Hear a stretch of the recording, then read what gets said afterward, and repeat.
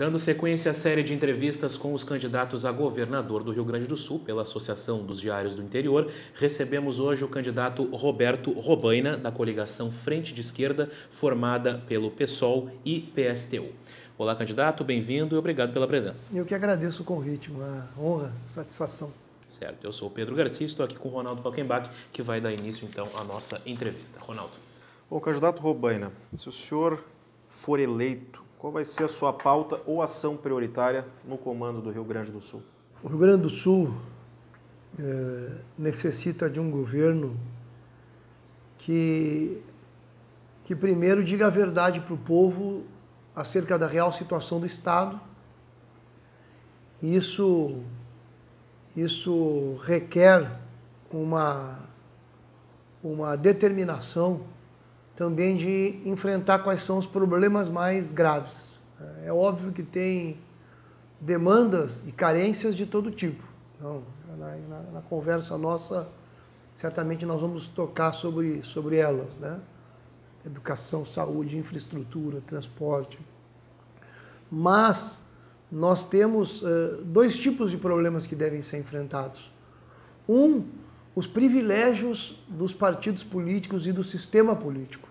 O parasitismo político-partidário que existe no Brasil e evidentemente aqui no Estado, que sangra recursos públicos e que distancia a população da política, porque a política, por uma parte muito grande do nosso povo, é vista como uma atividade lucrativa, digamos assim, e não como uma atividade para desenvolver e lutar pelo bem comum, pelo interesse público, pelos interesses da maioria do povo, da classe trabalhadora, da juventude. Então nós queremos, em primeiro lugar, atacar esses privilégios.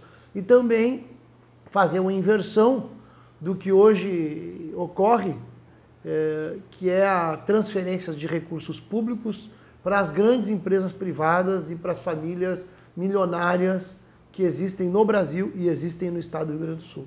E não é possível continuar assim.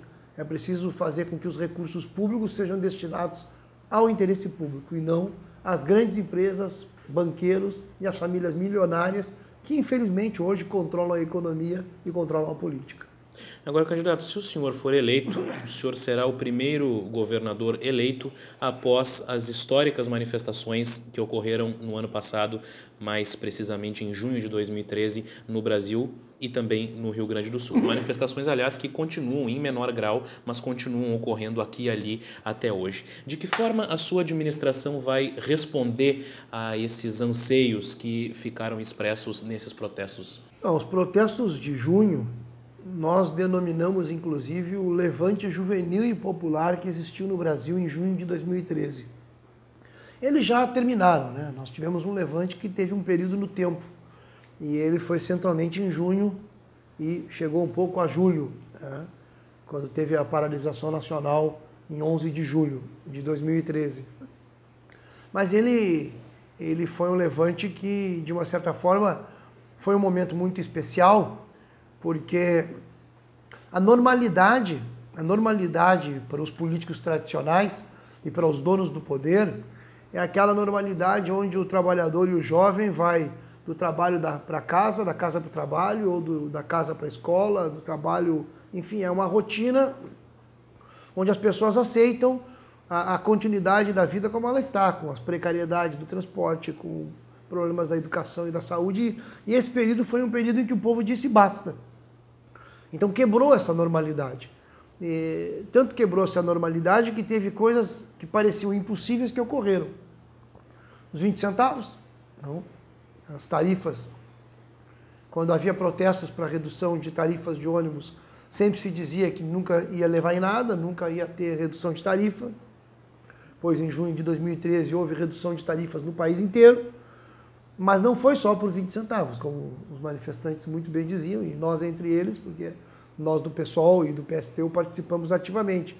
A própria vice da chapa, da chapa que eu represento, do PSOL e do PSTU, a Gabi Tolotti, foi uma das lideranças, dos inícios desse movimento. Não foi uma liderança de junho, propriamente dito, porque junho foi um movimento de massas que não teve lideranças.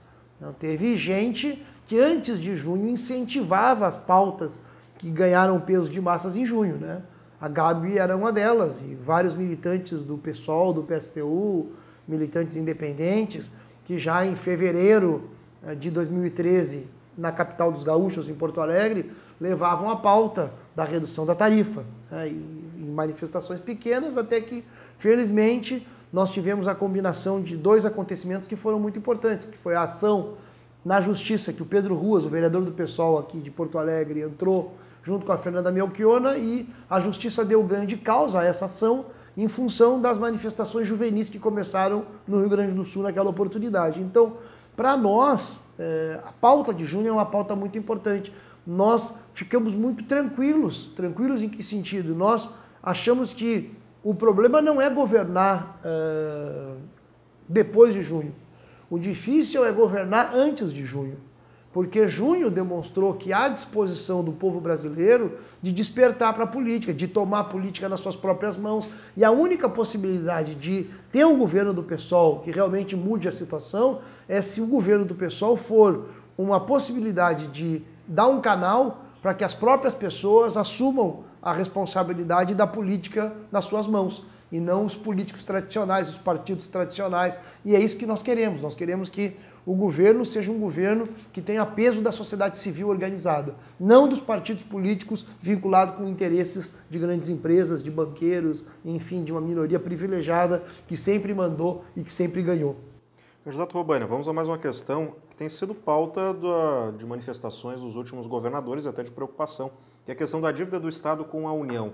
Houve uma tentativa até de votação de um projeto que beneficiaria o Estado, acabou sendo protelada essa votação. Se eleito, de que maneira que o senhor pretende tentar agilizar a tramitação dessa matéria que pretende aliviar um pouco da dívida do Rio Grande do Sul? Mas esse projeto não alivia nada. Esse projeto aí, primeiro, não foi votado, né? O governador Tarso alardeia que o primeiro passo foi dado, né? E, na verdade, não foi dado esse primeiro passo porque o projeto não foi votado. Quem vetou a votação dessa negociação foi a própria presidente Dilma, através do ministro da Fazenda, Guido Mantega, e eles vetaram porque a linha do governo federal é uma linha de ajuste máximo, de garrote máximo, enforcamento máximo às contas públicas dos estados. Então, mas mesmo o primeiro passo que o Tarso se refere não é um passo que realmente alivie as finanças do Estado. Não alivia porque a negociação é uma negociação que mantém as cláusulas draconianas do contrato de 98. Juros extorsivos, por mais que na proposta de negociação os juros reduza, não seria mais o IGPI e passaria a ser o IPCA, mas não importa. Importa é que segue sendo extorsivo e segue tendo juros sobre juros, né? Porque, na verdade, boa parte dessa dívida já foi paga.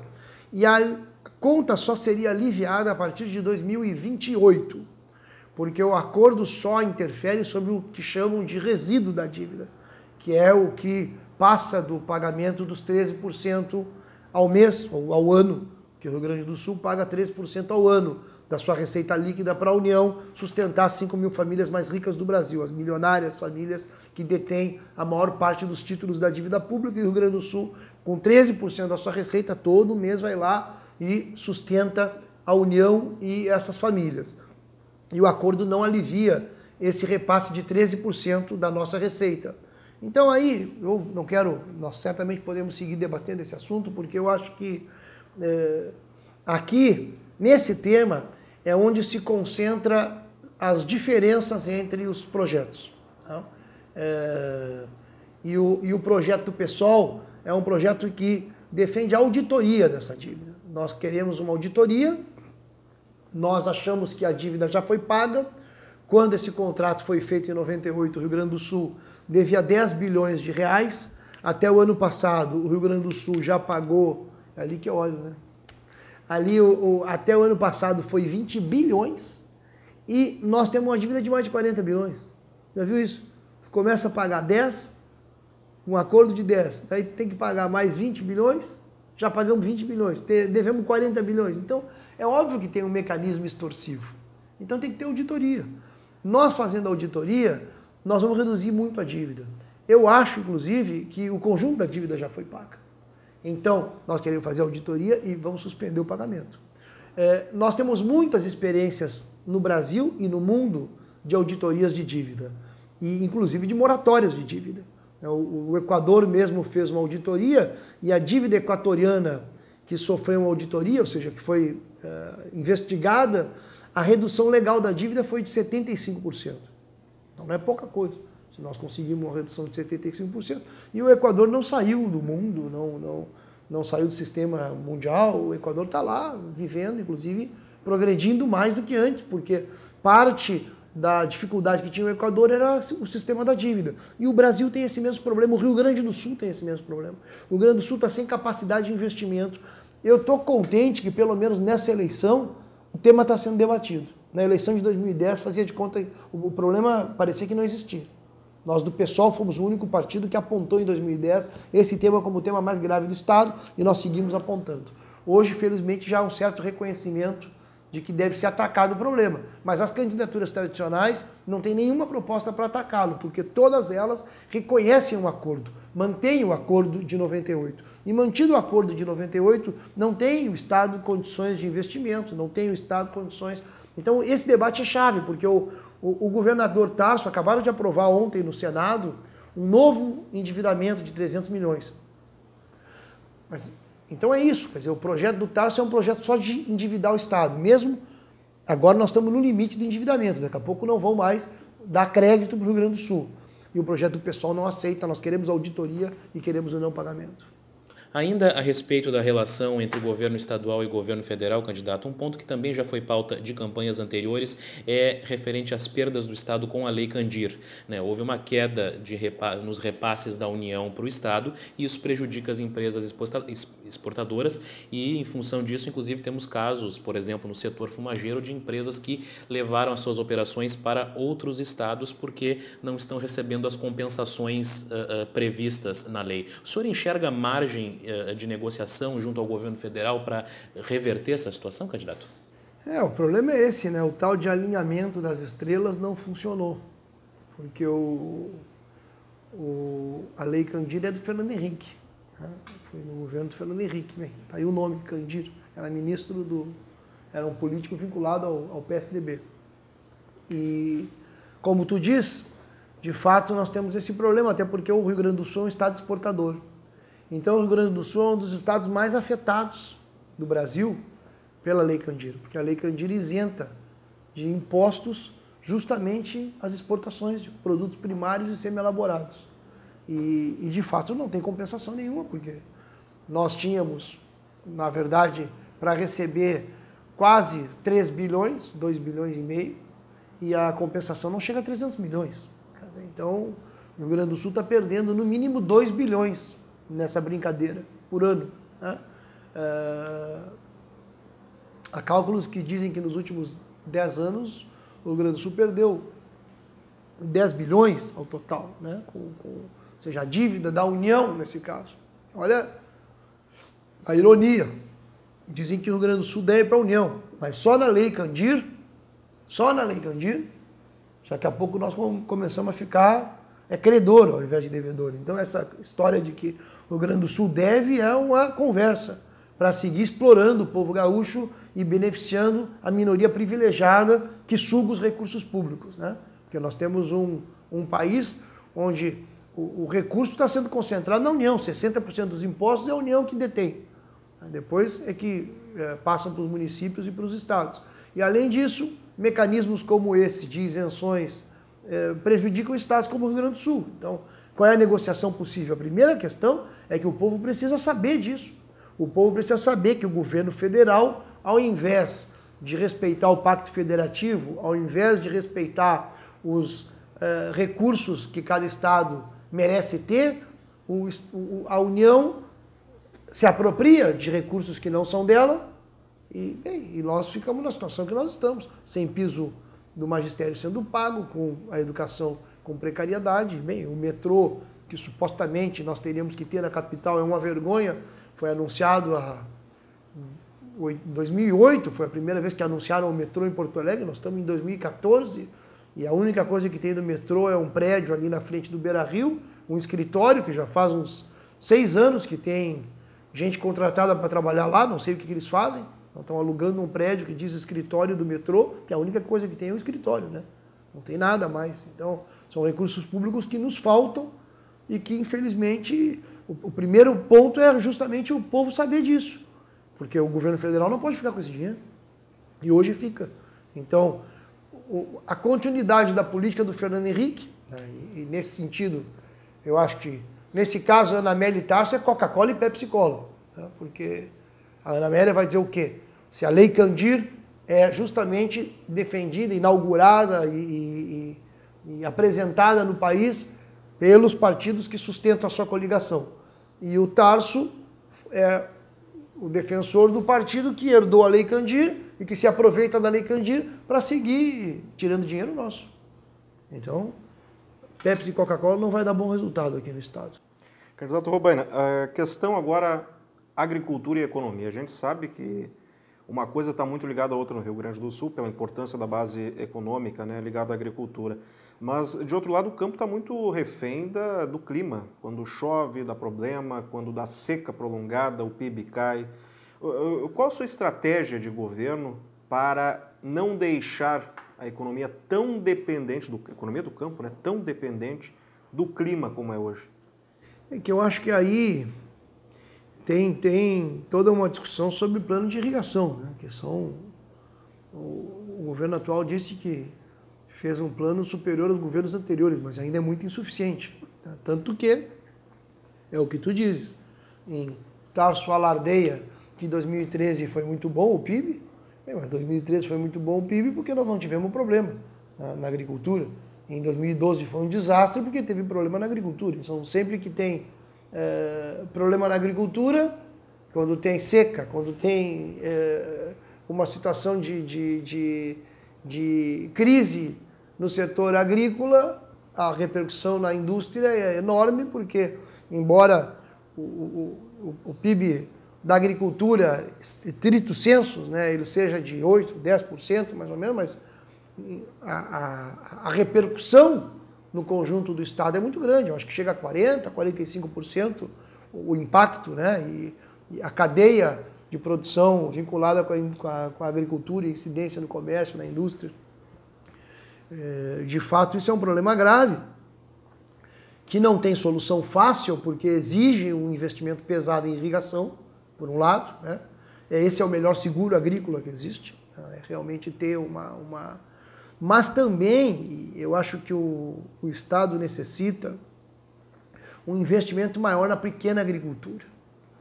E eu acho que esse é o ponto mais fraco da agricultura do Rio Grande do Sul. A agricultura do Rio Grande do Sul, ela, embora tenha um peso enorme no Estado, ela é muito dominada por grandes esquemas de exportação. E isso é um problema, porque se nós tivéssemos uma agricultura mais voltada para o mercado interno e propriedades menores estimuladas, nós sabemos que boa parte da pequena e da média propriedade é a que garante a maior parte da produção de alimentos, por exemplo, no sentido do alimento para o consumo da classe trabalhadora. É a que detém a maior possibilidade de empregabilidade de mão de obra também.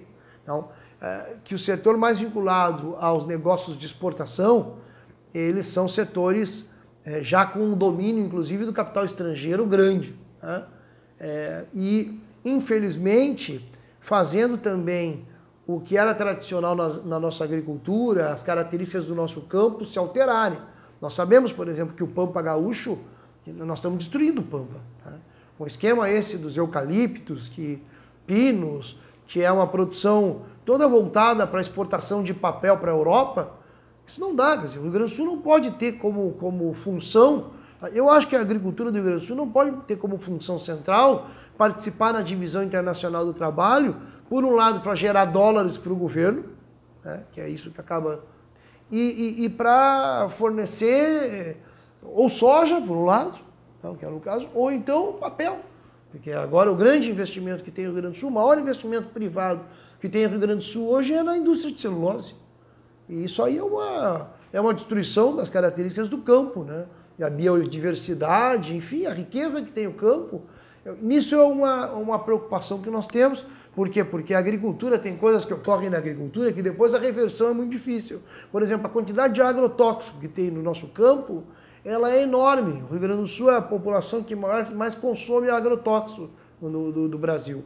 Bem, mas nós sabemos que depois que tu usa massivamente agrotóxico, não é assim para te parar de usar. Já porque a agricultura passa a ter dependência, a produtividade passa a estar vinculada também com a utilização desse tipo de instrumento, né? Passa a cumprir um papel no processo produtivo que tu não pode simplesmente deixar de usar. Então é um processo longo de reconversão, né? É um problema grave justamente porque exige recursos públicos e exige uma economia de transição para uma agricultura que não seja dominada só por grandes monopólios, ou monopólios privados, nacionais ou estrangeiros, que tenha peso a agricultura familiar, a pequena produção, e que também nós tenhamos uma produção mais sustentável, né? mais sadia do ponto de vista ecológico. E considerando essa importância da agricultura para a economia do Estado, como fazer o jovem ficar no campo, candidato? Porque hoje isso é um problema. Hoje muitos jovens estão trocando o campo pela cidade e há uma preocupação em relação à sobrevivência da agricultura no longo prazo. E ao mesmo tempo, como nós dissemos, a economia do Estado depende fortemente da agricultura. Como garantir isso? Mas é que isso não vai se garantir se o modelo continuar sendo esse. Vai ser assim, não tem jeito. As pessoas vão saindo do interior, tu tem que levar desde incentivo à pequena produção, que é o que eu estou dizendo, que agora o governo estadual vai gastar 45 milhões para fazer uma fábrica, para ajudar a fábrica de caminhões que os chineses vão investir. É o grande, agora vão fazer propaganda de que essa foto aí que é administrada, o articulador político dessa empresa é o Luiz Carlos Mendonça de Barros, né, que era o ex-ministro do Fernando Henrique na área das comunicações, foi presidente do BNDES. Ele é o grande articulador desse empreendimento chinês no Rio Grande do Sul, essa fábrica de caminhões, né, em Guaíba. O governo do estado vai entrar com 45 milhões. Tem a opção do governo botar 45 milhões numa fábrica de caminhão em Guaíba, de capital chinês. Eu acho que nós temos que ter um estudo do estado e usar as universidades também para isso. A URGS, a UERGS, que infelizmente está bastante sucateada, nós temos que realmente ter uma universidade estadual. Eu queria debater muito com vocês o tema da educação, porque eu acho que o tema da educação ele é fundamental para garantir não que a educação sozinha produza riqueza regional. A educação sozinha não tem condições de produzir riqueza. A educação ajuda a trabalhar quando existe investimento público ou privado numa determinada região.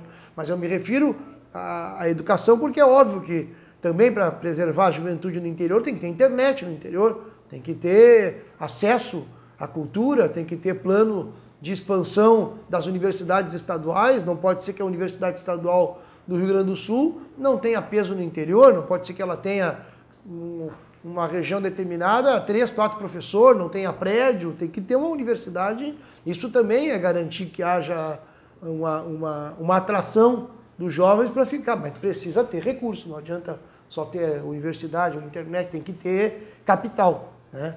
E eu estou dando o exemplo da Photon, porque eu acho que nós teríamos que discutir no Estado, porque o exemplo da Photon mostra que tem algum dinheiro, né, que não tenha dinheiro nenhum.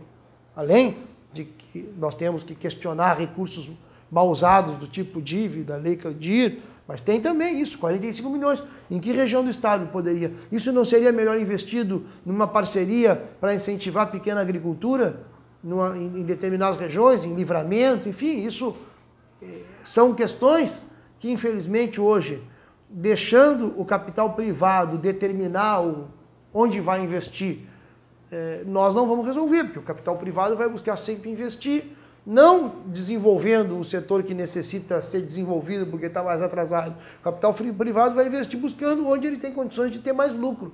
E se, além disso, o recurso público, ao invés de ser drenado para o menor, for ser parceiro do capital privado para ajudar o capital privado a investir, e ainda mais no capital internacional, então realmente a nossa situação vai só piorar. Nós estamos conversando com o candidato Roberto Robaina ao governo do estado. Candidato, o senhor já falou na questão financeira, né? Mas a gente percebe hoje que a máquina, o custo da máquina pública do Estado, ele é um custo muito elevado e, de outro lado, nem sempre, ou na maioria das vezes, a máquina pública ela é ineficiente para o cidadão. O que o senhor pretende fazer para reduzir o custo da máquina pública e, ao mesmo tempo, tornar ela mais ágil para a população? Primeiro, os governantes têm que dar exemplo. É preciso ter, obviamente, remuneração melhor dos servidores públicos. Sempre é preciso buscar valorizar os servidores, e valorização ela tem materialidade, em salário, em plano de carreira. Esse é o tema, por exemplo, mais importante na educação. Nós precisamos de um salto na qualidade da educação, mas para isso tem que remunerar os professores. E obviamente que não pode fazer esses politécnico que o Tarso tentou fazer, que inclui seminário e tira matemática, né, do currículo, das horas de estudo. Mas nós necessitamos no Estado exemplo dos governantes. Exemplo dos governantes quer dizer que os governantes não podem ser os privilegiados, que ganham altos salários, que têm cargos de confiança em abundância. Esses cargos de confiança têm altos privilégios e são os que acabam comandando a máquina pública. E o que ocorre hoje é isso, porque nós só vemos aí as coligações da Ana Amélia, para dar nome aos bois, porque a gente não gosta de não dizer as coisas como são. Bem, PSDB e PP já governaram o Estado, foi o governo Ieda, todo mundo, é um balanço muito recente. Imagino que todos têm condições de fazer essa avaliação. Inclusive, nesse caso, com escândalos de corrupção, como foi o escândalo do Detran, que roubou do Estado do Rio Grande do Sul 90 milhões, né, que teve 29 pessoas condenadas, né, depois de muitos anos de processo.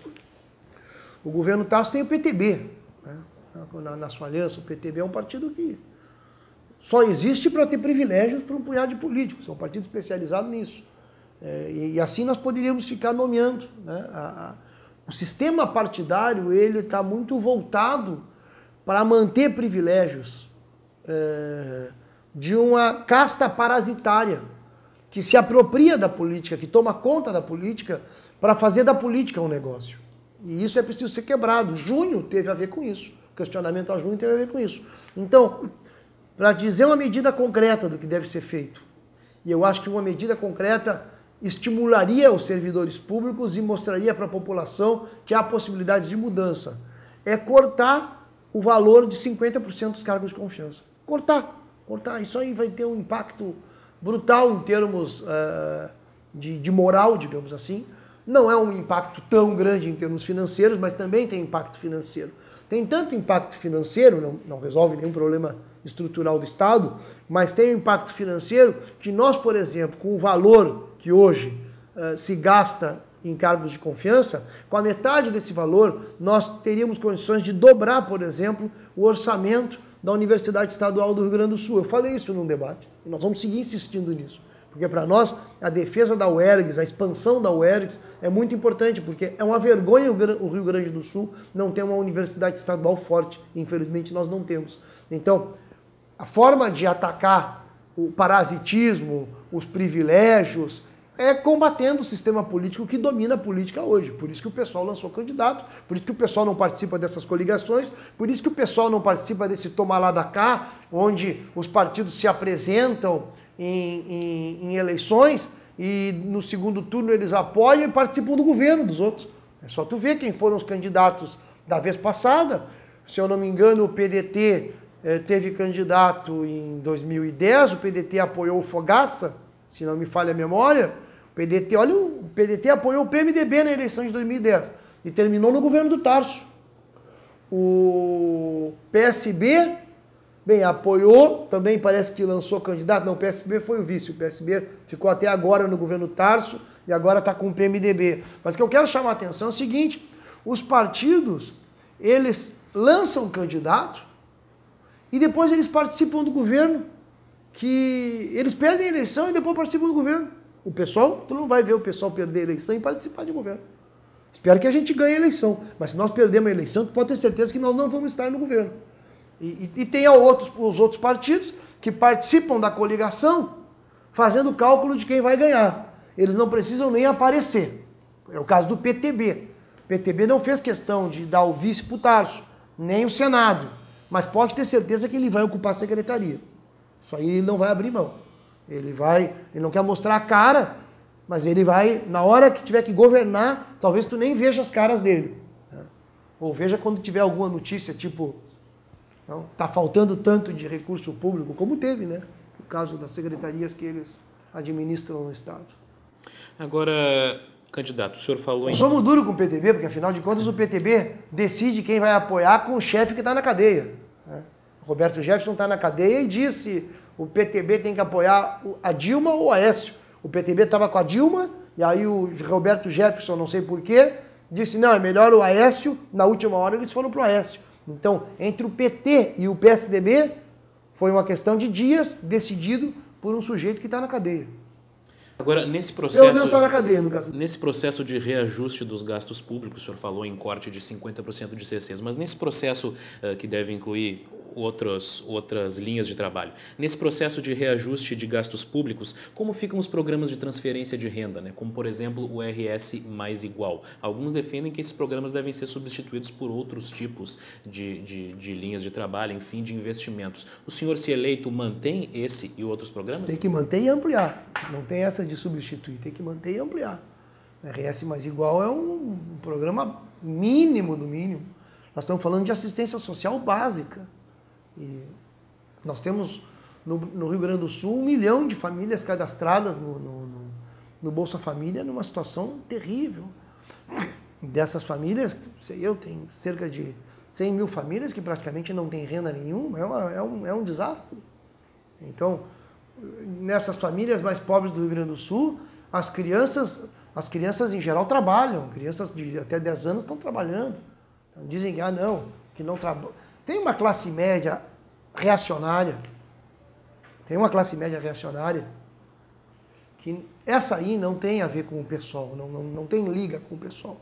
Aqueles que acham que um sujeito que recebe o Bolsa Família, recebe porque é vagabundo e não quer trabalhar. Pessoas que acham isso é porque não conhecem a pobreza, não conhecem a pobreza. Ou então, de fato, tem um pensamento tão distorcido que às vezes ocorre isso. É uma pessoa que até teve situação de pobreza, também tem essa exceção, e ela saiu da pobreza e acha que porque ela saiu os outros podem sair. Mas não é. É muito difícil. Quando tu tem uma família numa situação de extrema vulnerabilidade, não tem a menor condição, então nós temos que ter uma assistência social forte. Eu chamo a atenção até, porque nisso são os problemas que nós temos, o parasitismo é muito pouco que se coloca para essas famílias. O RS o mais igual tem tudo menos igualdade nesse caso, porque o investimento aí, pode ter certeza, é menor o investimento em 400 mil famílias, pelo menos, que estão incluídas aí, né? 1 milhão e pouco estão cadastradas no esquema do Bolsa Família nacional, e aqui deve ter umas 400 mil famílias que têm a necessidade de ter uma assistência social e uma complementação. Mas são 400 mil famílias, né? O que o governo do Estado gasta com as 10 mil famílias, que são as 10 mil mais ou menos, ou 5 mil famílias, não é 10 mil, estou enganado, 5 mil famílias ou 4 mil famílias que são dos cargos de confiança, é um valor superior ao que gasta com 400 mil famílias. Então, sei onde é que está o mais igual aí. Então, tem que aumentar, tem que tirar recursos para aumentar. Então, eu dou o exemplo de cargos de confiança, porque ele é o mais escandaloso, né? 400 mil pessoas recebem um valor menor do que 5 mil. 400 mil famílias recebem um valor menor do que 5 mil famílias. Então, tem espaço para aumentar. Eu acho que tem espaço para aumentar. Como mínimo, não se pode diminuir. Seria um escândalo diminuir. Achar que... Bom, candidato, um outro tema importante também, o senhor já falava na questão econômica, mas a atração de investimentos, o que o senhor pretende fazer para atrair investimentos para o Rio Grande do Sul? Olha, eu considero que o Rio Grande do Sul tem base produtiva para ter como centro incentivar o investimento dos que moram aqui. E é óbvio que tem uma guerra fiscal no Brasil que teria que terminar E é uma tragédia que o PT, com 12 anos de governo, não tenha terminado a guerra fiscal. Porque quando o Olívio foi governador do Rio Grande do Sul, o Rio Grande do Sul tentou combater a guerra fiscal. Inclusive teve um episódio famoso da Ford, que saiu e deixou de investir no Rio Grande do Sul.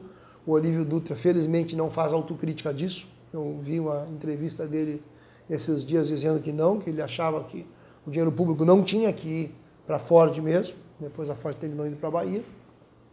E eu sou dessa linha. Eu não acho que nós temos que dar recursos públicos para grandes empresas. Por isso que eu estava criticando que o governo Tarso deu os 45 milhões para a Foton. Né? Aí não é a Ford, é a Foton. Né? Mas é a mesma lógica. É a lógica de dar recursos públicos para grandes empresas privadas para convencê-las a investir no estado do Rio Grande do Sul. Bem, mas se para convencer eu tenho que dar 45 milhões, eu prefiro não convencer. Se quiserem investir no Rio Grande do Sul, sem que o Estado tenha que dar presentes para as empresas investir, e investirem hoje e depois retirarem suas fábricas amanhã, que ocorre muito. Nós tivemos aqui investimentos. Antes de ter esse grande investimento da chilena, nós estávamos aqui no Rio Grande do Sul com a Aracruz. Então não é que uma empresa estrangeira vem e fica o tempo inteiro. Ela vem e sai. Nós temos experiências de fábricas que fecham no Rio Grande do Sul inteiro. Né? Fábricas que deixam de produzir, bem, a indústria de calçado que o diga isso, a quantidade de... Então, nós não vamos dar recurso público para que haja investimento. Nós vamos convidar, mas o eixo nosso é dinheiro público para pequena e média produção, para tentar incentivar a produção local, a regionalização da economia e apostar na capacidade do Estado de acumular capital, acumular poupança, no caso não é capital privado, acumular poupança pública para que o Estado possa ter investimento. Então, e apostar de que se não tem como se não tem a tal de combinação das estrelas, né? Alinhamento das estrelas. O alinhamento das estrelas, que a gente tem um alinhamento de sóis, né? Que tem uma estrela também, mas eu prefiro o Sol aqui do PSOL, com a Luciana Genro de candidata a presidente, que é por isso que nós lançamos a Luciana de candidata a presidente, para acabar essa bandalheira nacional de que estados ficam disputando entre si para ver quem é que vai doar mais recurso público para ter capital privado. Parcerias público-privadas, candidato. Muitos defendem isso como uma alternativa para viabilizar, agilizar investimentos e, ao mesmo tempo, tornar os serviços públicos mais eficientes. O que o senhor pensa sobre isso? Eu penso que é a mesma lógica. Se, obviamente, eu tenho 40% do orçamento do Brasil, que eu pego 40% e entrego para o capital privado, para os bancos, eu não vou ter dinheiro para fazer estradas, para fazer mais nada. Eu tenho 40% que eu entrego para banco, eu preciso fazer parceria pública e privada. Então, eu acho que capital privado, ou seja, é que o nome é lindo, parceria pública e privada, estamos dentro, parceria pública e privada, desde que o público não entre com dinheiro e o privado saia com lucro. Porque parceria público-privado, que o público entra com dinheiro e o privado sai com lucro, só é boa para quem? Então, a propaganda essa que fazem é a propaganda de quem está ligado aos interesses desses que saem ganhando. Porque são esses que dominam a economia, são esses que dominam a política, são esses que infelizmente dominam os meios de comunicação, até porque os meios de comunicação também é um negócio, né? Nós não estamos falando só de empresas de comunicação que não tenham relação às grandes empresas de comunicação. Quanto maior o negócio, maior o interesse em defender uma lógica, que é a lógica centrada no lucro.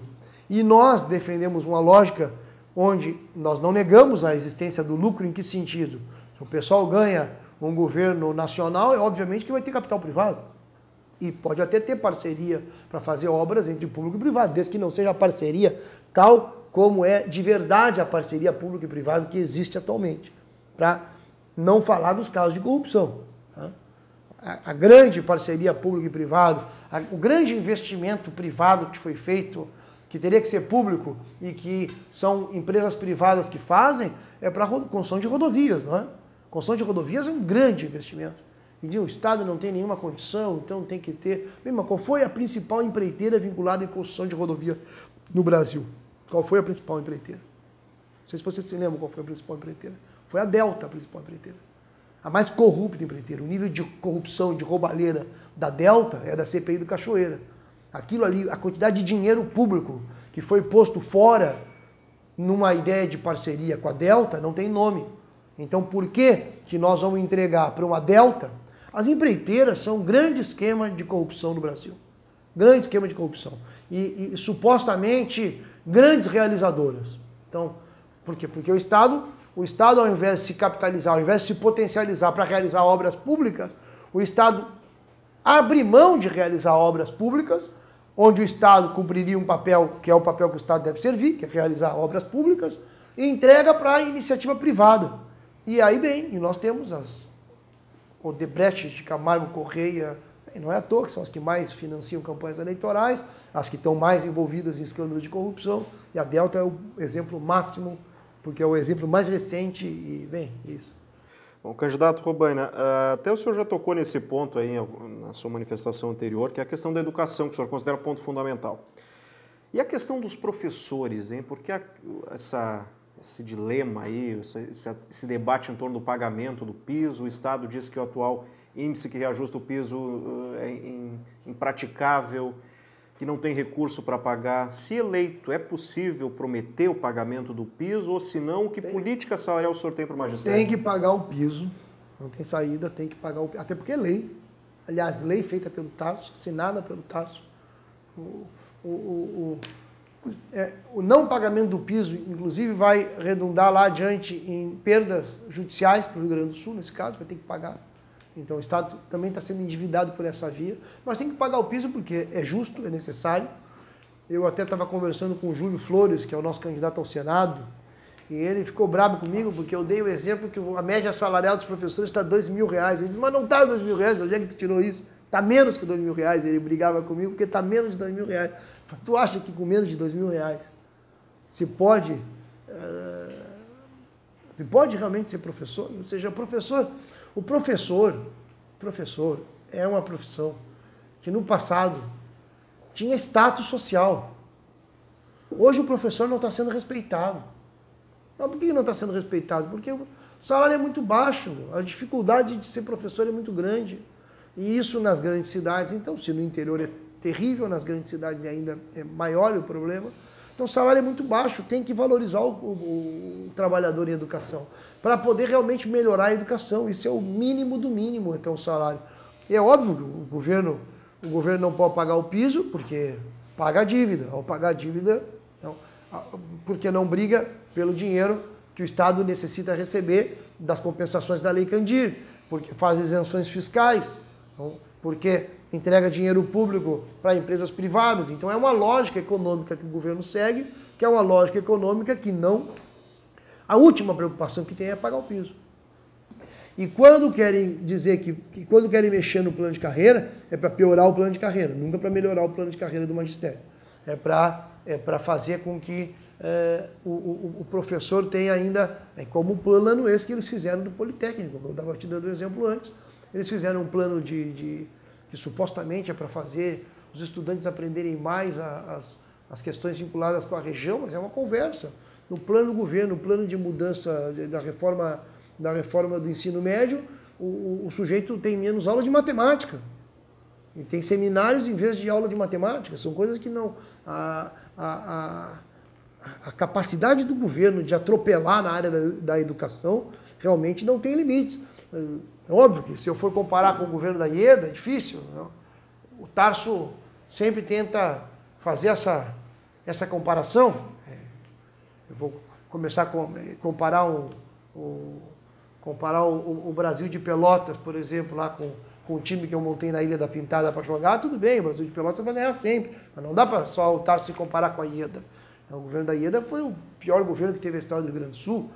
Mas nesse quesito da educação, por exemplo, em relação ao magistério, o Tarso está ali. É uma disputa que... O Tarso pode perder essa disputa, inclusive, de tão ruim que está. Porque prometeu e não cumpriu, porque a reforma do ensino técnico é uma reforma rechaçada pela comunidade educativa e ela é uma reforma desastrosa, porque não melhora a qualidade do ensino, porque esconde a situação real do Estado em relação, por exemplo, a uma vergonha que nós temos, que é o fato de no Estado do Rio Grande do Sul nós termos quase que, para alguns dados oficiais, estão entre 500 e 700 mil analfabetos no Rio Grande do Sul.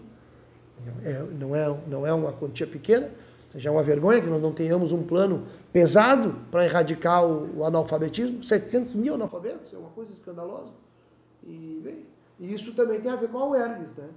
Que evidentemente que no governo da Ieda a UERGS estava terminando, e agora ela está um pouquinho, ela saiu totalmente da UTI, está na UTI ainda, mas já está respirando, né, um pouco, estava morrendo com a Ieda, mas a UERGS está muito sucateada, a UERGS não tem realmente não há um plano para realmente nós termos uma universidade estadual, tanto que a UERGS no Rio Grande do Sul tem um investimento menor que a Universidade de Santa Catarina. No Paraná nós temos 10 universidades estaduais, no Rio Grande do Sul nós temos uma, mal e porcamente.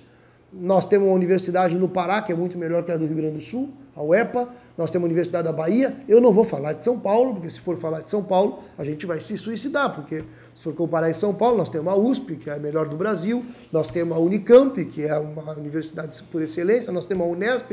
Não pode ser que a UERGS seja como é, fraca, sem verbas, sem uma capacidade de realmente ajudar a fazer planejamento regional. Então, nós tem que ter uma revolução na educação. E bem, mas não tem como ter revolução na educação sem pagar o piso, porque isso significa um choque permanente e, com razão, os professores não podem aceitar uma situação dessas, né? Agora, candidato, outra questão que interessa diretamente o funcionalismo estadual é em relação ao IP, ao IP Saúde, né? Sim. Em várias regiões do estado há situações de verdadeiras debandadas de médicos do quadro do IP, porque alegam que os valores pagos pelo estado não são suficientes e que os rendimentos em consultórios privados são melhores, enfim. E aí o que acontece é que há regiões em que diversas especialidades estão desassistidas de médicos e aí o funcionalismo fica na mão. O que se pode fazer para reverter essa situação? Primeiro, o IP é um problema grave, mas o IP tem que ser administrado decentemente, hoje não é, né? Tem todo tipo de escândalo envolvendo o IP, prédios que são do IP, que não são utilizados para nada, irregularidade dos médicos, né? Também, que tem médicos que supostamente em 8 horas de trabalho atenderiam, não sei quantos, seriam números impossíveis de atendimento, de consultas, então há pouco controle no IP, né? E a começar pelo governo, também que não paga o que deve no IP, né? Porque o funcionalismo tem que pagar 3,1, acho que é esse o valor do fundo, né? Para poder ter o fundo do IP Saúde, né? E o governo do estado teria que dar a contrapartida e não dá, né? Então, eu já não sei nem quanto que está o rombo do governo do estado, a falta de pagamento. Então, isso é a via prática de desmonte do IP. Quer dizer, o governo do estado, ao não repassar porque tem que passar, o funcionário paga, ele paga direto na fonte, mas o governo do estado não paga, não faz a sua parte, não paga a contrapartida patronal, que chamam, né? Para a garantia do fundo do IP, da sustentação do IP. Então, isso está provocando um rombo no IP, além dos problemas administrativos. Então, na prática, o governo está desmontando o IP. E, óbvio que daqui a pouco vão dizer, não tem dinheiro, mas não tem dinheiro porque o governo não pagou a parte dele. E é isso que está acontecendo. Eu acho que esse é o problema mais grave do IP, né? É um problema... não há interesse em manter, né, uma previdência estadual, né? E é muita gente envolvida nisso, eu acho que o total de 1 milhão de pessoas, né? Quer dizer, que ter um furo desses é um furo grande. Eu não sei quando é que isso vai estourar definitivamente. Tu está dando um exemplo só de uma partezinha, né? Que é os médicos se descredenciando, não querendo atender. Mas nós temos um problema mais de fundo, que é a sustentação desse projeto. E, novamente, é o governo, nesse caso, né? Quer dizer, que o governo cumpre a lei, cumpre o que supostamente é tipo dívida. Dívida eles pagam, porque dizem que é obrigado por causa que a lei, etc. Mas o IP também é obrigado o governo a dar a sua parte e ele não dá, né? Então, eu acho que o controle público do IP, acho que é o mais importante. O funcionalismo nisso tem que buscar, isso é uma parte que é difícil, porque, né, a organização sindical, depende muito da organização sindical dos servidores estaduais, para poder fazer com que os servidores públicos tenham peso no comando do IP. porque hoje não tem tanto, né? Óbvio que os servidores têm participação no conselho do IP, mas quem manda ainda são os partidos, né? E aí não tem sido muito bom as gestões deles. Candidato, vamos falar sobre estradas. Aliás, é um tema que vai aparecer muito aí ao longo da campanha. No ano passado, nós tivemos o fim dos contratos privados, né? Criados na década de 90. O Estado assumiu os trechos estaduais, criou a EGR, reduziu o valor da tarifa de pedágio, mas a gente percebe ainda muita crítica em relação ao trabalho da EGR, aos serviços que são prestados, à qualidade das rodovias gaúchas. Qual é a sua proposta para isso? Primeiro, continua a EGR se o senhor for eleito? O que o senhor pretende fazer com as estradas? Nessa aí não vão encontrar parceria para atacar o Tarso em função de terminar os pedágios que ele terminou. Nós somos a favor. Aliás, é o ponto talvez o ponto que o Tarso tenha cumprido algo que ele prometeu na campanha. Então, é óbvio que tem o outro lado da moeda, que é manter as estradas, né? Isso sim, esse é um ponto. Mas a polarização atual é a crítica ao governo porque querem manter privadas. Nisso nós não somos parceiros. Nós achamos que tem que manter, óbvio que é totalmente secundário isso, se tinha que montar mais uma estrutura estatal ou não, se essa estrutura estatal montada é para botar mais cargos de confiança. O que eu quero me referir é que o modelo de combate aos pedágios e o modelo de não aceitar a lógica privada no controle das estradas é um modelo que nós não criticamos a linha do governo nisso de terminar com essas concessões que eu sei que boa parte dos candidatos, aí eu vi o Vieira criticando, a Ana Amélia criticando, nós sabemos que as estradas estão ruins, né? Óbvio, isso qualquer um que viaja sabe. Mas isso não é um problema de que sejam públicas, é um problema de que tem que ter recursos públicos para melhorar as estradas, porque do contrário não adianta. E existe, aí é que é o problema do PT nesse caso, é que não adianta aceitar o público nas estradas, mas no conjunto da economia aceitar a lógica de que o capital privado será sustentado pelo dinheiro público. Então, isso é o que tem que mudar. E não pode também aceitar a lógica de que o dinheiro público vai sustentar as famílias mais ricas, né, que é o problema da dívida. Isso vale para a União, porque é óbvio que estradas não é só o governo estadual, estradas tem que ter parceria federal. Tem o governo federal tem essa responsabilidade também. Ainda mais no Brasil, em que a produção, eu não sei o percentual exato, mas é cerca de 60%, pelo menos era 60% da produção brasileira que circulava pelas estradas, né, no Brasil. Não tem ferrovia, hidrovia, estrada sempre foi. Caminhoneiro sempre teve um peso enorme no transporte de mercadorias, né? Então... Candidato, vamos falar um pouquinho sobre saúde. A saúde é o calcanhar de Aquiles dos municípios porque consome uma parcela muito significativa do orçamento das prefeituras. As prefeituras têm por obrigação constitucional que aplicar 15% de suas receitas em saúde, mas na prática aplicam muito mais. Temos o exemplo, por exemplo, da Prefeitura de Santa Cruz do Sul, que está aplicando mais de 25% do seu orçamento em saúde. Isso acontece, dentre outros fatores, porque a participação do Estado e da União no financiamento da saúde é pequeno, menos do que deveria, né? O Estado deveria aplicar 12% de sua receita, historicamente não aplica. Você está dizendo que está aplicando 12%. Pois é, mas historicamente... Mas não aplica. Historicamente essa obrigação não é cumprida. No seu governo, será possível cumprir? Como é que o senhor pretende resolver essa situação para aliviar as contas dos municípios também? Primeiro, vou começar pelo começo.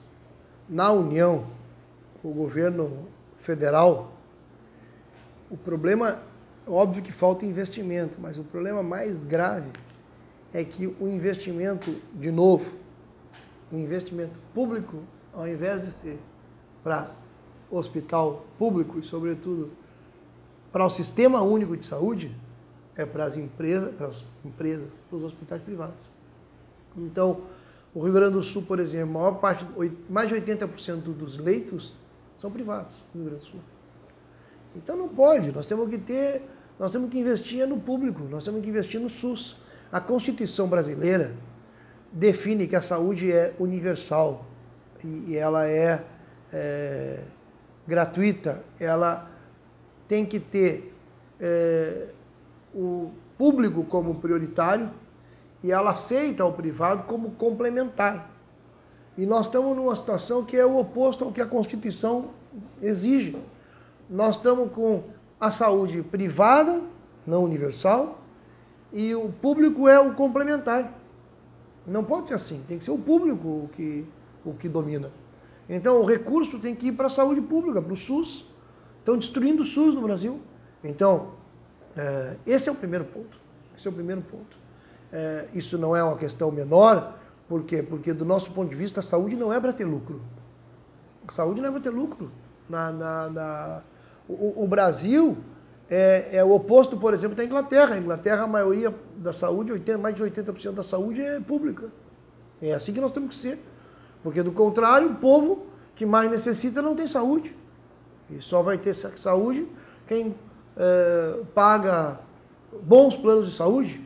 E olhe lá, porque tem tanto plano de saúde porcaria sendo oferecido no mercado, que acontece que na hora que a pessoa precisa, a pessoa também não tem. Então acaba sendo o plano de saúde privado só o fura-fila do SUS. Então, isso não pode acontecer. Então o dinheiro tem que ser para... Agora nós tivemos aqui em Porto Alegre o hospital da Restinga.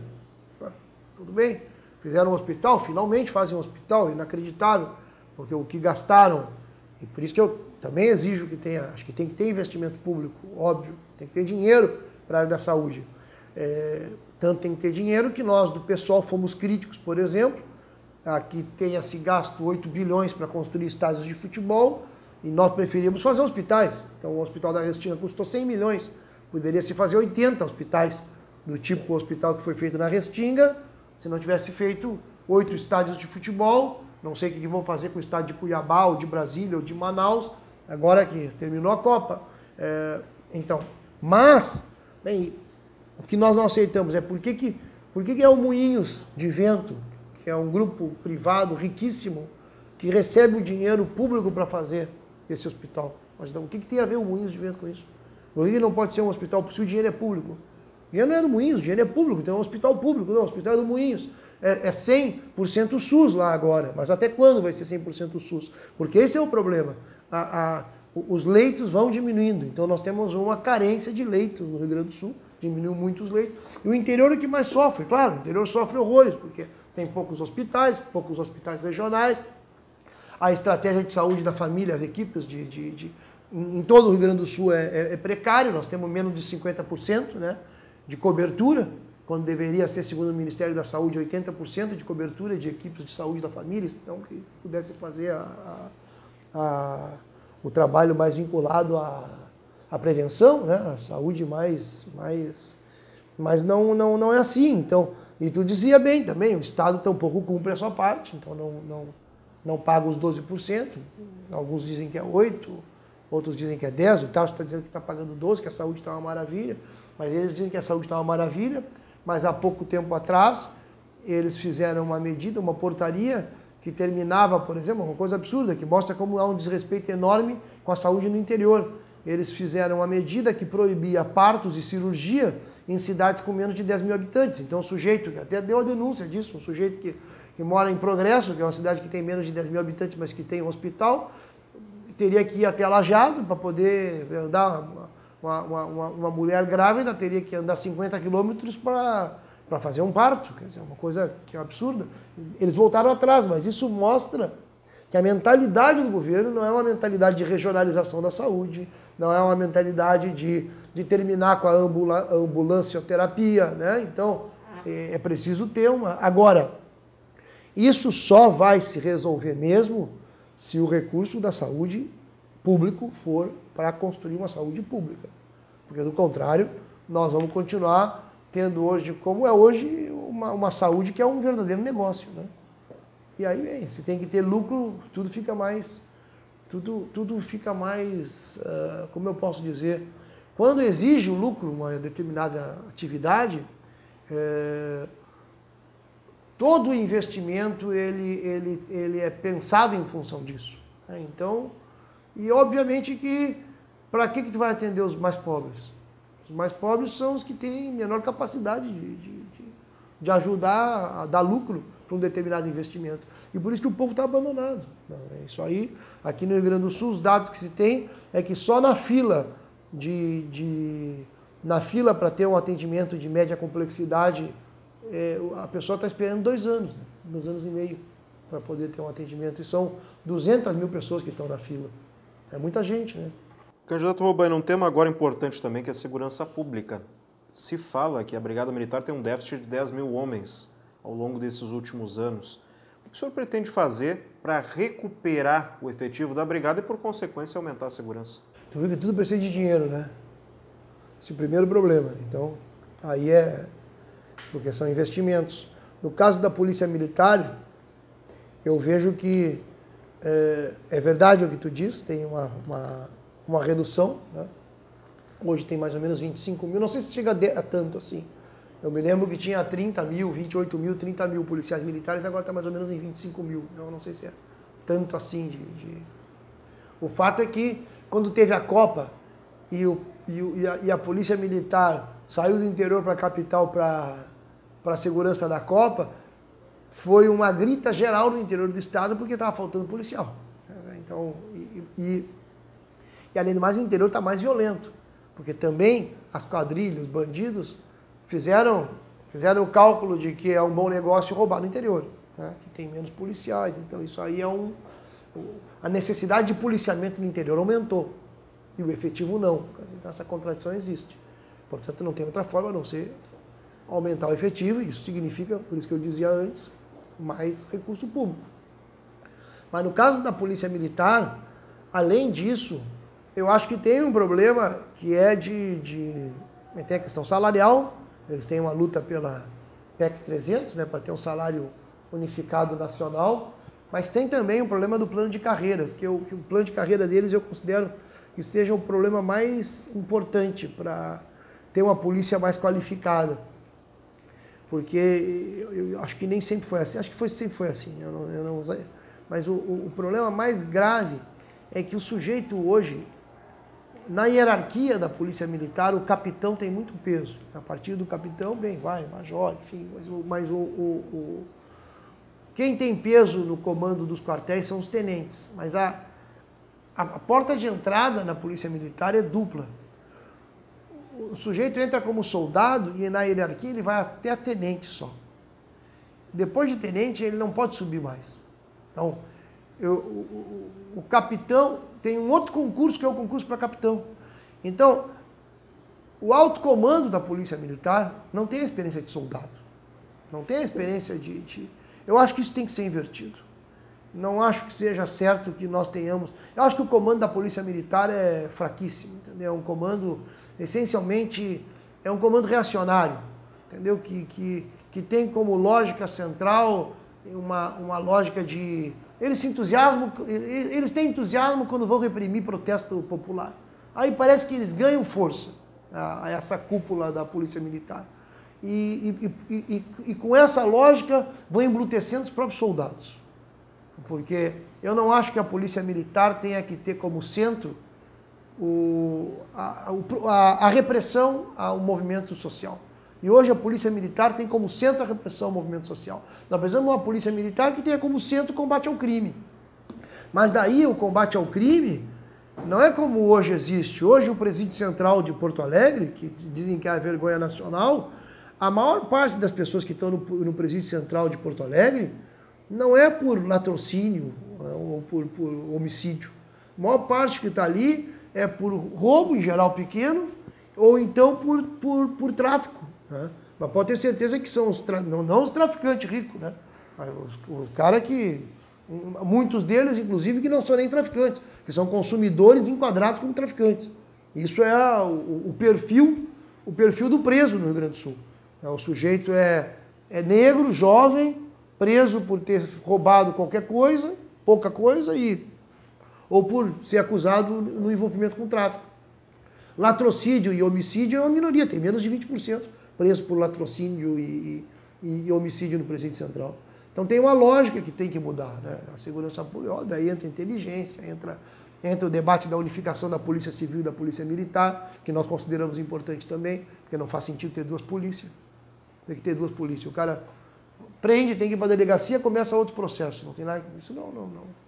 E aproveitando que o senhor falou do presídio central e dos presídios de maneira geral, porque nós sabemos que a superlotação e os problemas sérios de infraestrutura das cadeias é uma realidade de todo o país, inclusive no Rio Grande do Sul. O que o senhor pensa para fazer de forma a minimizar essa situação? E já lhe pergunto qual será o futuro do presídio central de Porto Alegre se o senhor for eleito. Vai fechar o presídio central, né? Isso até o Tarso já disse que vai fechar. Então, a Ana Amélia disse que vai fechar. Então, eles dizem, depois não fecham, né? Aí é outro problema. Né? Falam e não fazem. Mas também tem que mudar a composição, é o que eu estava dizendo do presídio central. A política de segurança pública no Brasil, ela é uma tragédia. Nós já temos hoje a terceira população carcerária do mundo, né? Nós temos 500 mil presos no Brasil. Então, não acho que o nosso problema é que falte prender mais gente, entendeu? Falta prender mais gente de cima. Então, isso é o que está faltando. Está faltando prender crime de colarinho branco. Se nós aumentarmos a prisão dos colarinhos brancos, Vocês viram o caso da FIFA aí, né? O sujeito foi preso, depois foi liberado, depois fugiu. Agora, se tu é negro, jovem, pobre, pode ter certeza, se tu for preso, tu não vai ser liberado. Tu vai ficar lá Então, e no Rio Grande do Sul nós também temos esse problema, porque o Rio Grande do Sul tem 30 mil presos hoje. 30 mil presos hoje. Então, isso aí não vai terminar. Se nós continuarmos nessa lógica, nós vamos ter que ter dois policiais em cada esquina. Entendeu? Não vai adiantar, não vai adiantar ter 20 mil, 25 mil, 30 mil policiais. Essa é a lógica só da repressão, não vai resolver. Nós temos que inverter essa lógica. A inversão da lógica significa que a nossa juventude tem que ter oportunidade de estudo, tem que ter lazer, tem que ter cultura, que as pessoas têm que ter emprego. Então, nós não podemos só pensar em como é que nós vamos reprimir. E na parte da repressão, nós temos que selecionar o que nós vamos reprimir. Por exemplo, nós não estamos a favor de ter como repressão o sujeito porque ele fuma maconha. Entendeu? O problema da maconha não é um problema de tu ter que botar o cara na cadeia porque ele fuma maconha.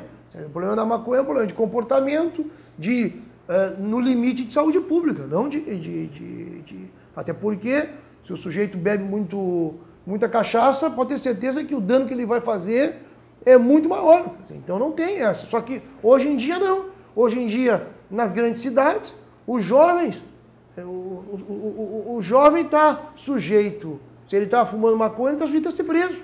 Entendeu? Ele não está roubando, não está fazendo nada. Então nós temos uma polícia que, infelizmente, hoje está pensando em como reprimir protesto, em como prender. Isso é que tem que mudar. Aí nós vamos ir mudando o perfil também, nós vamos diminuir. No caso do Presídio Central, eu estou te dizendo, se nós tivéssemos outra política de segurança pública, ia ser uma redução ou pelo menos mudava a composição. Atualmente a composição é por pequenos roubos, que é um escândalo, e por tráfico. Em geral, por gente que consome, não que faz o tráfico, porque os traficantes mesmo, os chefes do tráfico, esses aí são os grandes capitalistas. Esses aí, infelizmente, a polícia não está prendendo. E se quisesse prender, poderia prender. Sabem onde moram. É isso aí. A polícia sabe quem são os grandes traficantes. Não, eles não estão não estão na Cruzeiro, não estão na Restinga. Os grandes traficantes não estão nos morros do Rio de Janeiro. Os grandes traficantes moram muito bem, obrigado. Né? Então, às vezes até por isso que, por exemplo, eles aceitam manter uma droga como a maconha, por exemplo, na ilegalidade, porque significa que eles protegem um determinado mercado. Porque o mercado da droga, ele é um mercado que tem uma taxa de lucro alto, porque não é qualquer capitalista que aceita entrar num tipo de mercado onde, às vezes, o negócio se resolve não no cartório, no contrato, na frente de um juiz. Se resolve em quem é que tem mais coragem, digamos assim, de enfrentar o outro, do tiro. Né? Então, se resolve na bala. Então, é uma proteção de mercado. E nós queremos terminar esse tráfico. Essa é a verdade. Nós queremos combater os verdadeiros traficantes, que são os que fazem negócio. Isso nós vamos mudar o perfil das nossas prisões, que hoje estão cheias de negros, de jovens, de pobres. Nós queremos botar os que são criminosos do colarinho branco, bem, evidentemente os homicídios, os latrocínios, que hoje, infelizmente, inclusive porque se investiga pouco o crime de latrocínio e homicídio, o nível de investigação e de chegar até o culpado é pequeno. Candidato, um assunto que a gente abordou no começo, que são as manifestações do ano passado, né? No meio do ano passado. Um dos temas principais, depois outros surgiram, mas um dos temas principais foi a questão do aumento da passagem, do valor da tarifa do transporte público. O senhor, se eleito, acredita que há espaço para reduzir o valor da passagem, para não onerar tanto o trabalhador, e de que maneira que isso, na sua visão, poderia acontecer? Acho que sim, tanto que em Porto Alegre reduziu, né? Por exemplo. Diziam que era impossível e reduziu. Em qualquer lugar, em qualquer cidade que nós formos fazer uma auditoria, eu tenho certeza que vai se demonstrar que tem lucros abusivos. Tanto nas empresas que fazem a Grande Porto Alegre para Porto Alegre, quanto nas cidades do interior. Em todas as cidades do interior, nós queremos ter no Estado um corpo técnico que ajude os municípios a fazer a fiscalização, em parceria com o Tribunal de Contas, com o Ministério Público de Contas, para que a gente possa investigar o preço das passagens em cada um dos nossos municípios que tem serviço privado sendo prestado. E o Estado deve subsidiar o transporte coletivo? Acho que deve. Acho que deve subsidiar. Subsidiar, mas também avançar no caso, o Estado não pode... A municipalização depende das prefeituras, né? Mas o modelo de transporte que nós defendemos é transporte público. Porque qual é o ponto? Se tem um empresário privado, e os empresários privados tinham um deboche que dizia que o melhor negócio era abrir uma empresa de ônibus, né? Agora não me lembro bem o ditado, mas o que eu quero chamar a atenção de vocês é o seguinte: se há um setor capitalista de empresários, né, eu conheço bem o caso de Porto Alegre, os empresários bastante ineficazes, inclusive. Não eram empresários com grande capacidade de gestão, a não ser de fazer as trambicagens que eles ficaram durante anos, uma parte deles fazendo no transporte de Porto Alegre, que desmoronou agora, produto da ação do pessoal também, e obviamente produto mais do que nada dos movimentos de junho, né, que demonstraram, tanto que a ação do pessoal, por exemplo, que conseguiu a redução da tarifa, a base jurídica dessa ação é que fazia 30 anos que não tinha licitação aqui no transporte público, então em função disso, agora estão prometendo que vai ter, bem, se teve uma primeira tentativa, agora o governo municipal vai fazer outra, mas o fato é que eu estou convencido que se tem empresas privadas, empresários privados que aceitam entrar num setor público para fazer um negócio, é porque esse negócio rende. Então, nem o empresário, por exemplo, participaria de uma concessão de um serviço como esse, porque o transporte é uma concessão pública, se isso não desse dinheiro, se não desse lucro. Então, se dá lucro para a empresa privada, por que o Estado vai abrir mão? Não tem por que o Estado abrir mão. Então, se for um serviço deficitário, tudo bem, então o Estado... Agora, transporte público depende do quê? Por que o Estado vai abrir mão? Se quem garante a existência desse serviço, basicamente, são os trabalhadores que garantem esse serviço com o seu esforço, os rodoviários, os cobradores, os mecânicos. Então, é uma questão de gestão. Então, se é uma questão de gestão, e isso é a lógica do PSOL, o PSOL aposta, o PSOL é um partido que defende que a política só faz sentido se ela for um esforço para que o público domine. O público tenha o controle dos serviços que são públicos.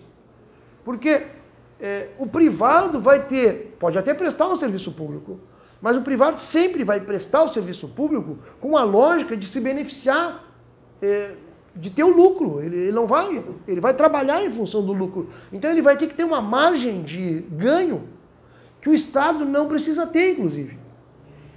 Então, o que no caso da iniciativa privada é lucro, no caso do Estado é excedente para poder seguir investindo. Porque o lucro se divide depois em novo investimento e em benefício para a família, para o sujeito enriquecer, ter uma vida de luxo, que nós sabemos que a burguesia brasileira sabe ter e muito bem, né? São gente que ostenta muito a sua riqueza, né? O Brasil tem gente que tem muito dinheiro. A maioria do povo passa mal, mas tem uma minoria muito, muito privilegiada. Não tem por que ter essa lógica. Então, só que no caso do Estado, nós não temos como, por exemplo, intervir nos municípios. Mas nós queremos intervir o máximo possível.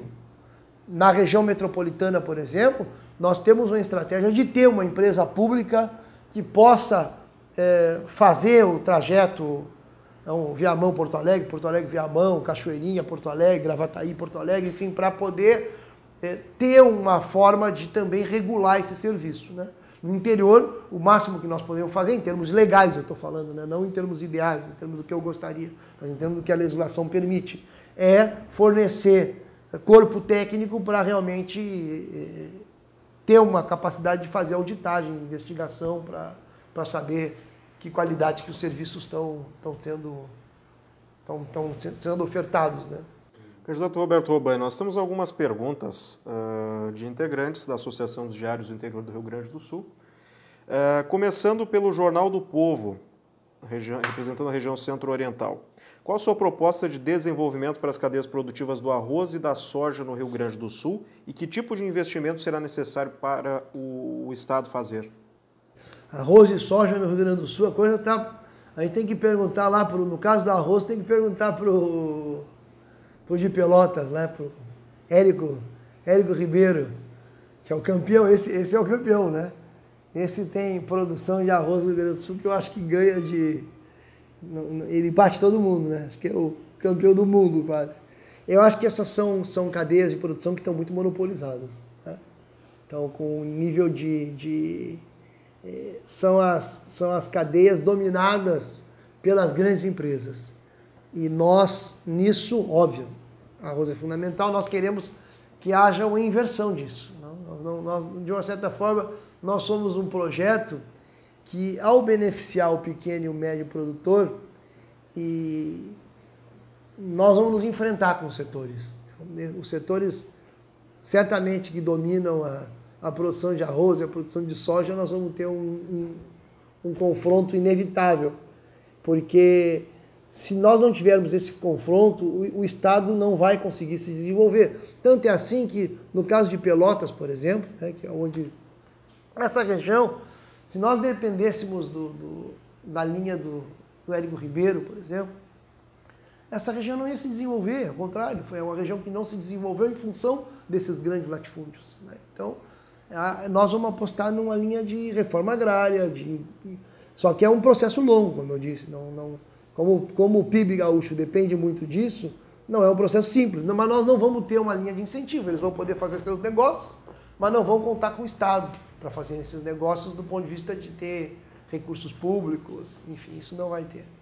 Candidato, outra pergunta ainda da região centro-oriental, Jornal do Povo. Qual a importância da navegação fluvial em seu projeto de governo e qual o seu compromisso com a dragagem do Rio Jacuí e o aparelhamento do Porto de Cachoeira? Olha, aí esses pontos mais de infraestrutura, nós temos um problema aqui que não há uma política de realmente usar os nossos rios, né? Nem no caso de Porto Alegre há essa política, porque nós temos toda a região vinculada com Guaíba, com as ilhas, a zona sul da cidade que podia ter sido usado com hidrovias e não foi.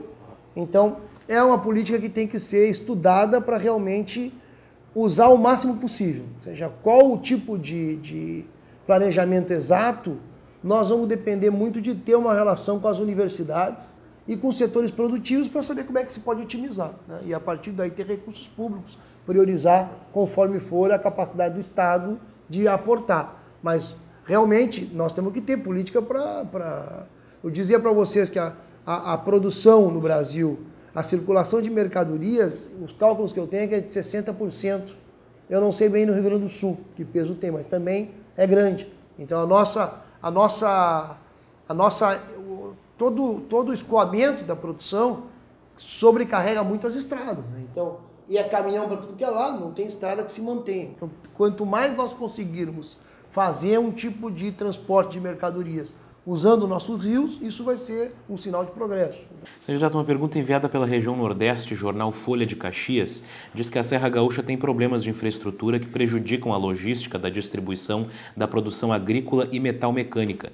Ele pergunta, se eleito governador, a população da região pode contar com a duplicação e o pedagiamento da Rota do Sol entre Caxias do Sul e Lajeado Grande? Existe também a demanda da duplicação da RS 122 entre Caxias e São Vendelino. E, por fim, como o senhor pretende tratar a construção do aeroporto regional de Vila Oliva? Olha, eu acho assim, infraestrutura é um problema geral. A Serra também, porque aí nós temos um polo realmente de produção forte, mas nós não somos da linha de pedágio. Então, não sei bem qual é o interesse da pergunta em relação ao pedágio. Por que teria que ter o pedagiamento? Então, mas não é da nossa linha. E, obviamente, que poder ter investimento em estradas, vai ter que ter parceria do governo federal. O governo federal vai ter que entrar nisso, porque do contrário, nós não vamos ter. Ou seja, nós aqui no Rio Grande do Sul, os investimentos foram muito baixos nisso, né? A própria Dilma fez quando nós tivemos a inauguração, a ideia de fazer a duplicação da Ponte do Guaíba, foi algo que a Dilma... É o governo federal que tem que entrar para fazer uma duplicação da Ponte de Guaíba, que é um negócio que é básico para poder realmente chegar na capital. Se precisou a presidente entrar no jogo, e mesmo assim ainda nós estamos longe de começar o projeto, em todo o estado vai ser assim. O tema das estradas vai ser ou o governo federal entra ou nós não vamos resolver. E não vai adiantar pedágio. Isso é o que eu acho que é um pouco a ilusão. De que o pedágio vai ter pedágio e vai conseguir resolver, porque vai ter investimento, porque alguém vai... com o dinheiro do pedágio vai duplicar a estrada, isso não vai acontecer. Ou seja, para ter duplicação, para ter melhoria substancial nas estradas, o governo federal tem que entrar com recursos. Candidato, tem uma pergunta também que reflete essa preocupação dos municípios com infraestrutura, que é do jornal Ibiá, da região metropolitana, principalmente envolvendo o Vale do Caí. Há problemas de duplicação ali na 240, entre Portão e Montenegro, há um problema também na 287, né, com falta de manutenção. E uma pergunta daí específica em relação à manutenção e à infraestrutura das estradas do Vale do Caí, o que é possível projetar sobre isso nos próximos 4 anos. E há um questionamento também em relação ao DAER. O que o senhor pretende fazer em relação ao DAER para que o órgão passe a funcionar melhor? O DAER é uma crise permanente, né? Por isso que também teve aí a discussão da fundação da EGR, teve muito a ver com isso. Por isso que eu também não fui contra, porque o DAER está tão queimado na população e é uma estrutura tão ineficiente, mas eu não acho que o problema seja do funcionalismo ali, que o DAER é o que supostamente teria que resolver todos os problemas que não tem solução porque não tem dinheiro. Então o DAER fica... o DAER eu acho que é o órgão que está se especializando em dar desculpa, entendeu? Em fazer uma promessa e não cumprir. E nessa região aí, é uma das regiões mais castigadas, também pelo fluxo aí a rodovia é castigada mesmo, porque tem a ver com muito caminhão, né? Então não tem estrada que aguente, então tu tem que ter investimento muito pesado. Então, aí entra parceria com o governo federal, porque do contrário, nós vamos ficar numa lógica de promessas também. Então, que é o que eu vejo que o governo está fazendo, né? E a oposição, digamos, de direita, ela explora a precariedade das estradas para fazer o discurso do pedágio, de que não pode ser pública, tem que ser pedagiada, tentando trabalhar com a ideia de que se tiver pedágio, vai ter melhoria substancial, e não vai ser assim. Quer dizer, o pedágio não tem capacidade realmente, a partir do pedágio, de se duplicar estradas, de fazer isso, não é suficiente. Então aí tem que entrar recurso público, né? O que nós nos comprometemos é justamente fazer o estudo, examinar cada caso para realmente onde a situação é uma situação de muita precariedade, e nesse caso é de muita precariedade, que o Estado atue. Mas não é com pedágio, e sim com exigência ao governo federal, com parceria ao governo federal, para poder atuar e minorar esse drama. O Jornal Nacional também manda questão envolvendo estrada. Passo Fundo é o polo de uma importante região em que a logística é fundamental para o desenvolvimento. Para melhorar o sistema rodoviário, existem 2 projetos de duplicação. um da RS 324 entre Passo Fundo e Casca e o outro da RS 135 entre Passo Fundo e Erechim, que estão parados no governo do estado. Qual promessa ou proposta sua para viabilizar a duplicação dessas duas importantes rodovias? A pergunta é boa. Qual promessa? A promessa. Não, eu acho que não é uma questão de promessa. Eu acho que justamente é as pessoas não caírem mais nas promessas. Acho que esse é o ponto. Então, nós estamos discutindo questões dos... Qual é o jornal nesse caso? É de Passo Fundo? Jornal Nacional. O ponto é assim, ó, tem demandas regionais que a sociedade vai ter que fazer, mas ela vai ter que fazer a demanda e, ao mesmo tempo, discutir de onde nós vamos tirar os recursos. Porque, do contrário, nós corremos o risco de cair numa lógica que é a lógica no final da pergunta. Qual é a promessa? Diz assim, ainda pergunta qual é a promessa, quer dizer, é quase como qual é o conto que vai contar e depois não vai cumprir, porque já a estrutura de promessas é assim. Nós o que queremos chamar a sociedade a debater é justamente como que nós vamos fazer para que a sociedade organizada controle o recurso público.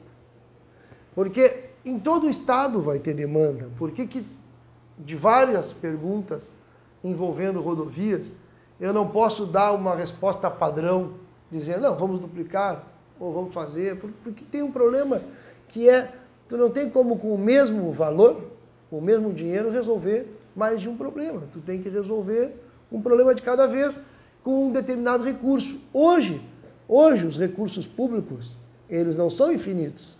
E a crítica que nós fazemos é que eles estão sendo usados para sustentar uma determinada elite. E nós queremos ganhar a sociedade gaúcha e os setores que têm todo tipo de demanda para fazer a disputa nessa lógica.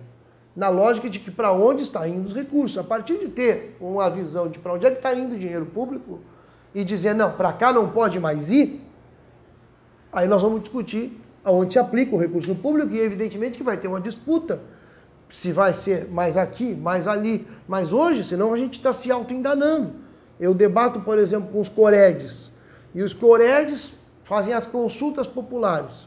Bem, é extraordinário fazer consulta popular. Todo mundo vota para onde é que tem que ir o dinheiro. E tem um setor que se mobiliza, consegue trazer... Tudo em tese, né? Tudo em votação. Mais recursos para cá, mais recursos para lá. Mas resulta que eles, depois que votam, eles não pegam o dinheiro e aplicam. Fica só na promessa. Tanto que, atualmente, das consultas populares, a dívida que o Estado tem com os Coredes é de 2 consultas. Eles estão fazendo consulta, mas eles não têm recurso de 2 consultas anteriores. Então não adianta. Então a sociedade tem que se convencer de que não é uma questão só de fazer o pleito desligado do debate geral de qual é o todo do orçamento e para onde é que está indo esse dinheiro. Porque, do contrário, o candidato lá, especialista na região tal, que conhece tudo de determinada rodovia, vai fazer um discurso lindo. E as pessoas vão dizer, mas que maravilha, porque o cara, entendeu, está dizendo que vai resolver o meu problema. Tá bem, mas essa estrutura de promessas nós não estamos nela. Nós queremos discutir o miolo do problema. E o miolo do problema é qual é a prioridade pública. O Estado, ele usa os seus recursos públicos para o capital privado, se usa, quanto que usa?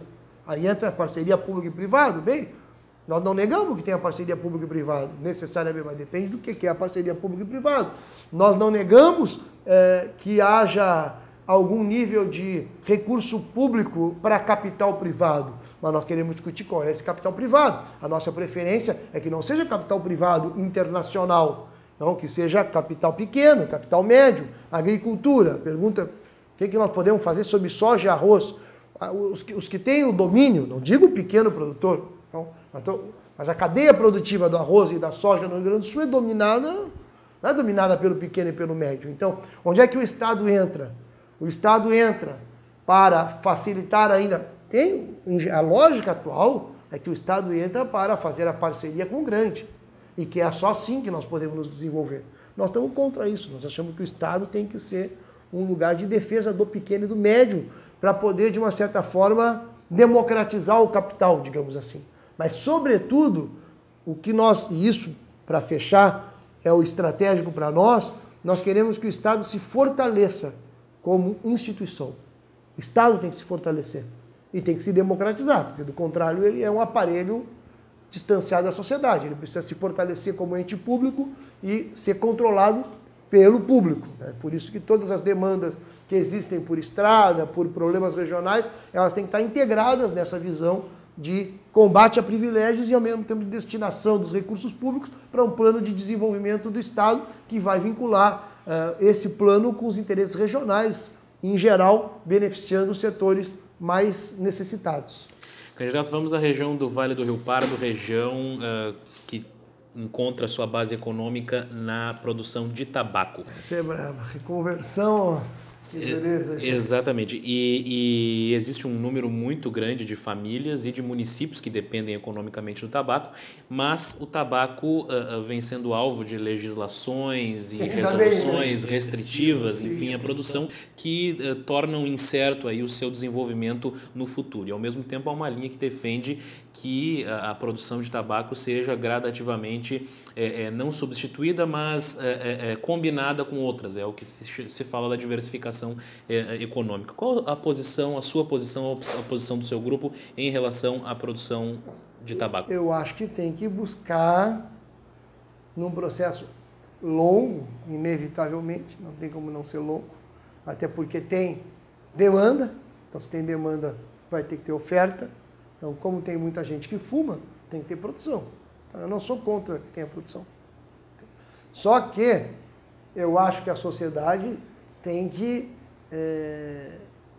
avançar culturalmente e cada vez, eu imagino, bem, eu mesmo fui fumante, deixei de fumar, e meio que foi uma decisão do tipo, não vou me matar, então vou parar de fumar.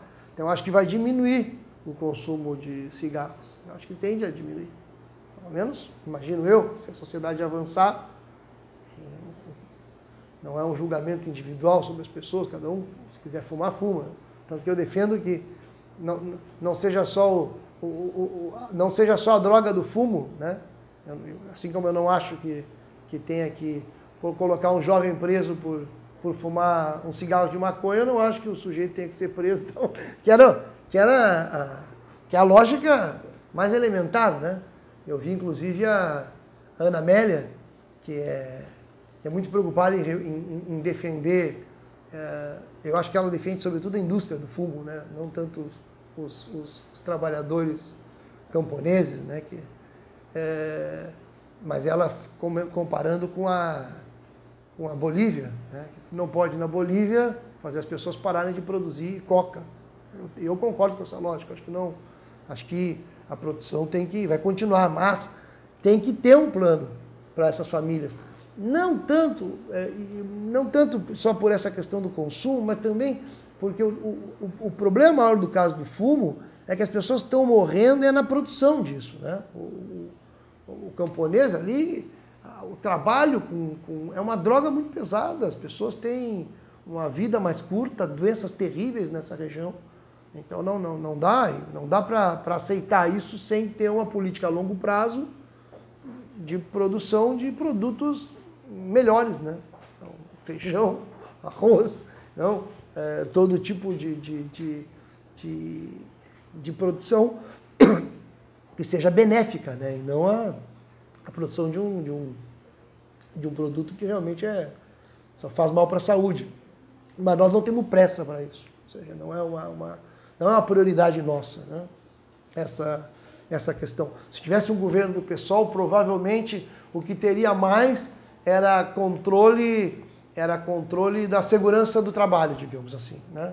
Acho que o que mais nós iríamos investir é que tenha a segurança de trabalho, porque para ali tem que ter roupas especiais e as pessoas em geral ou às vezes não sabem ou não usam, as empresas não fornecem, né? Que ali as grandes empresas multinacionais de tabaco, quanto menor for a remuneração dos plantadores, melhor para eles, né? Eles ganham muitos lucros com isso. Então, nós íamos atuar muito aí, né? Na organização sindical desses trabalhadores, que são realmente muito explorados. A nossa maior preocupação é com eles, nesse caso. Tem uma questão geral, estratégica, porque é uma região inteira que depende disso, né? E para o futuro, é óbvio que nós vamos caminhar para uma crise nessa região se a longo prazo não tiver uma reconversão, porque vai diminuir o número de pessoas fumando. Eu acho isso, pelo menos. Certo. Candidato, nós tínhamos ainda uma outra questão do Vale do Rio Pardo, mas eu creio que, de certa forma, ela já foi respondida porque envolve a demanda da duplicação da RSC 287, na medida em que é um importante corredor entre a região do Vale do Rio Pardo e o sul do estado, uma região produtiva, exportadora, necessita de uma rodovia em melhores condições, que atualmente está desafogada, mas eu creio que já foi respondida, de certa forma, pelo senhor. Né? Então, eu gostaria, candidato Roberto Robaina, da Frente de Esquerda, representa os partidos PSOL e PSTU na disputa pelo governo do estado. Agradeço muito a sua presença e uma boa campanha para o senhor. Muito útil, obrigado, valeu. Certo, então, nos próximos dias voltamos com mais candidatos a governador. Muito obrigado pela audiência.